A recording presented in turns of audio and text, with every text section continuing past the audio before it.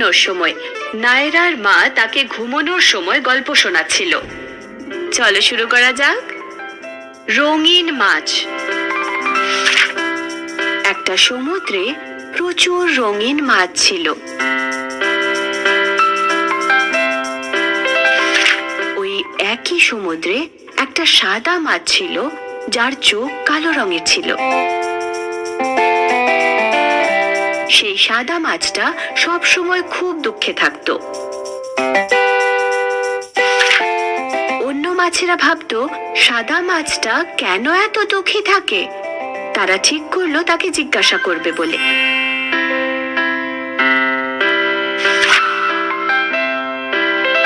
ও আমার প্রিয় বন্ধু, তুমি এত দুঃখিত কেন?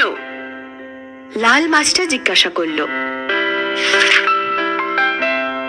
তোমরা সবাই কি সুন্দর রঙিন, আমি তো নই। আমিও রঙিন হতে চাই, সাদা মাছটা বলল। এই কারণ, দেখো তুমি আমার কিছুটা আঁশ নিতে পারো, বেগুনি মাছটা বলল। সে কিছুটা বেগুনি আঁশ দিয়ে দিল ওই সাদা মাছটাকে। অন্যান্য মাছরা এগিয়ে এসে সবাই একে একে তাদের আঁশ দিতে শুরু করে দিল।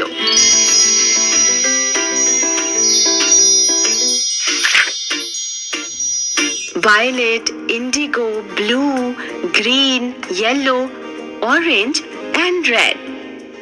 সাদা মাছটা আর সাদা রইল না, সে খুবই রঙিন হয়ে গেল। ও বন্ধুদের থ্যাঙ্কস জানালো, আর সে কখনো মন খারাপ করলো না। হয়ে গেল। কেমন ছিল স্টোরিটা নায়রা? হ্যাঁ মা, এটা একটা মজার গল্প ছিল। তুমি আমাকে আঁশের রঙের নামগুলো বলতে পারবে? সাদা মাছটা অন্য মাছের থেকে যেগুলো পেয়েছিল? সে পেয়েছিল violet colour, indigo colour, blue colour, green colour, yellow colour, orange colour আর রেড কালার। একদম ঠিক। তুমি কি জানো এই সাতটা রঙকে কি বলে? তাদেরকে কি বলে মা? ওদেরকে বলা হয় রেইনবো কালার।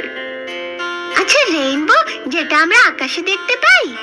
হ্যাঁ, এই সাতটা রং হলো violet, indigo, blue, green, yellow, orange আর রেড।